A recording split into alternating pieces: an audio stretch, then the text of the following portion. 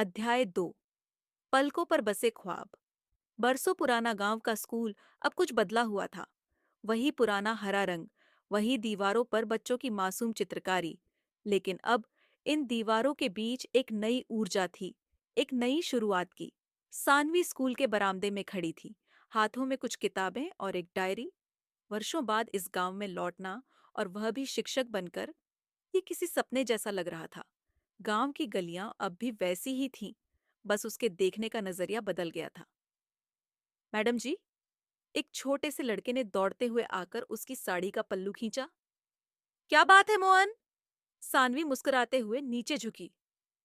आप हमें नई कविता सिखाएंगी ना? पिछली वाली मम्मी को भी याद हो गई। सानवी हंसी।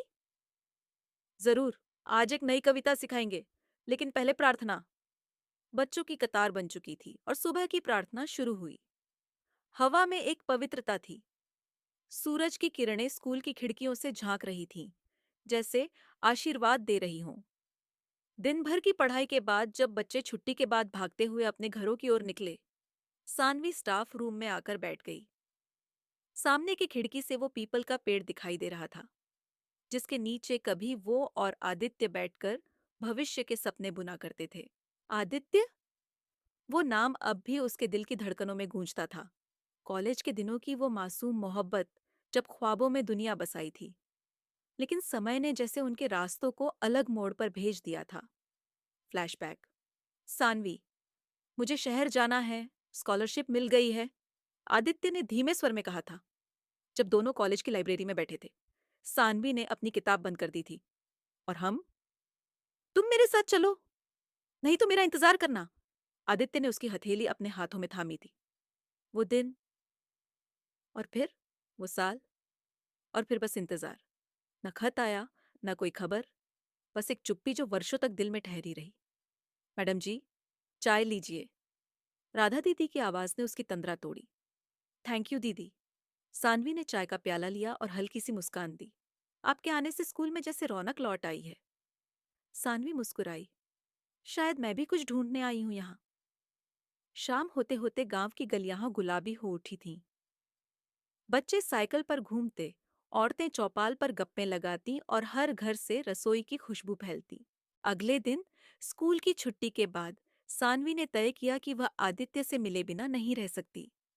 सालों की चुप्पी अब बोझ बन गई थी। वह धीरे धीरे उस हवेली की ओर बढ़ी। चारों ओर हरियाली थी और सामने से बच्चों की खिलखिलाहट की आवाज आ रही थी। शायद वही लाइब्रेरी थी।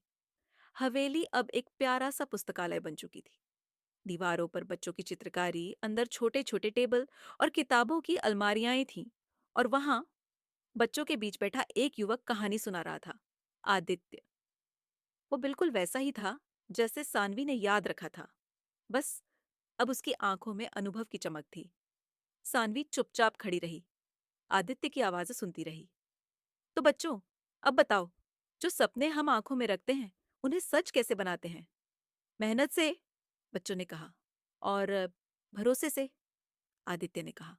और अचानक उसकी नजर सानवी पर पड़ी। एक पल के लिए वक़्त थम गया। बच्चों की हंसी रुक गई। हवाओं ने मानो धीरे चलना शुरू कर दिया। दो जोड़ी आंखें, जो कभी ख्वाब साझा करती थीं, फिर से मिल गईं। सानवी अकेले ही स्कूल से अपने घर की ओर लौट रही थी। रास्ते में वह वही पुराना पुल पार कर रही थी, जहां कभी आदित्य उसे किताबें पकड़वाता था। वह एक पल को रुकी और फिर आगे बढ़ गई। गांव के कोने पर एक पुरानी दुकान थी, वर्मा जनरल स्टोर। वही पुराना लकड़ी का काउंटर और वही परिचित चेहरे। बिटिया! अरे सानवी बिटिया! दुकान के मालिक हरिशंकर जी ने पहचान लिया। नमस्ते काका, आप अब भी यहीं हैं। सानवी ने आदर से झुककर कहा। हमें क्या जाना है बेटा, हम तो यहीं के हैं। सुना, तुम टीचर बन गई हो?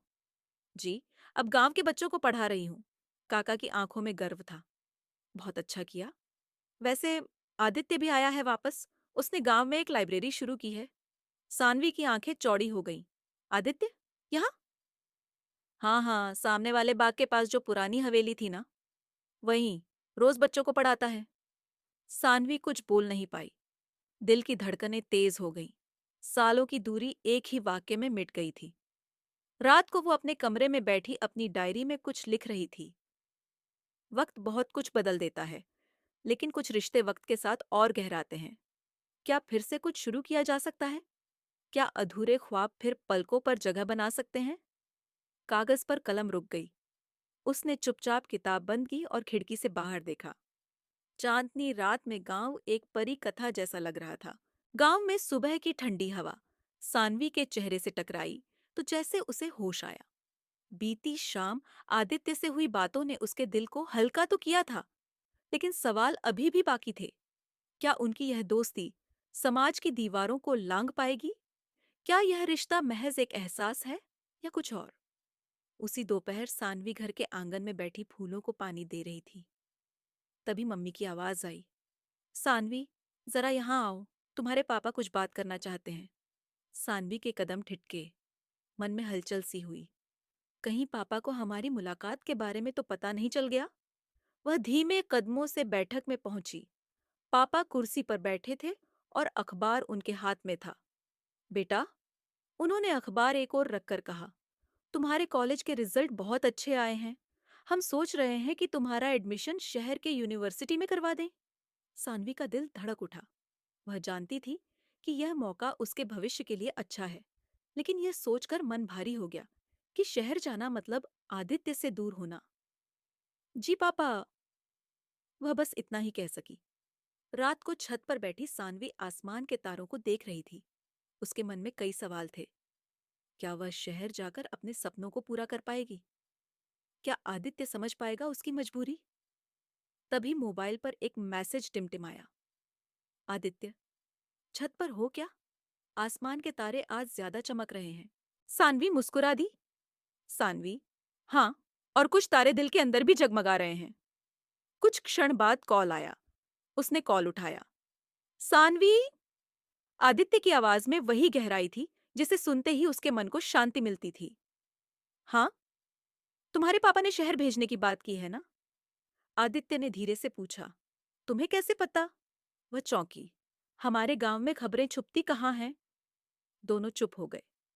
फिर आदित्य बोला, अगर तुम जाना चाहती हो तो जाओ, मैं तुम्हें रोकूंगा नहीं। तुम्हारे सपने तुमसे बड़े हैं, और अगर हम एक दूसरे के लिए बने हैं तो रास्ते खुद ब खुद मिलेंगे। सानवी की आंखें भर आईं। यह वही आदित्य था जिसने कभी उसे उसके सबसे बुरे समय में हिम्मत दी थी, और अब उसके सबसे अच्छे मौके पर उसे आजाद कर रहा था। तुम इतने समझदार कब से हो गए? उसने हल्की हंसी में पूछा। जिस दिन तुम्हें पहली बार देखा था, आदित्य ने मुस्कुराकर कहा। अगले दिन गांव के चौपाल में एक छोटी सभा थी।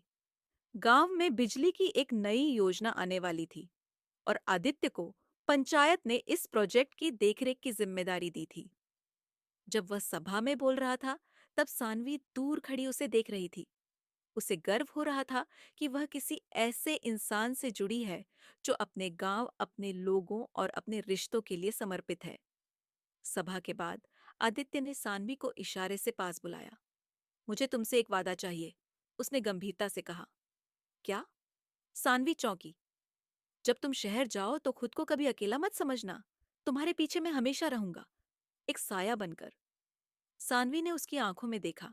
उन आंखों में भरोसा था, सच्चाई थी, और एक ऐसा प्रेम था जो किसी सीमा में नहीं बंधा था। कुछ ही हफ्तों में सब बदल गया। सानवी का एडमिशन हो गया और वह शहर जाने की तैयारियों में लग गई। जिस दिन उसे जाना था, आदित्य उसे स्टेशन तक छोड़ने आया। उनके बीच ज्यादा बातें नहीं हुई, पर जब ट्रेन ने सीटी दी तो सानवी ने आदित्य का हाथ थामा और कहा, मैं लौटकर जरूर आऊंगी, और उस दिन सिर्फ अपने लिए नहीं, हमारे लिए भी ख्वाब लेकर आऊंगी। आदित्य ने सिर हिलाया और कहा, मैं यहीं रहूंगा, तुम्हारे ख्वाबों की सरहद पर। ट्रेन चल पड़ी। सानवी की आंखों में आंसू थे, लेकिन दिल में एक सुकून था। कुछ महीने बाद शहर की जिंदगी तेज थी, लेकिन सानवी ने खुद को संभाल लिया था। वह पढ़ाई में व्यस्त रहती, पर हर रात वह आदित्य को एक मैसेज भेजना नहीं भूलती।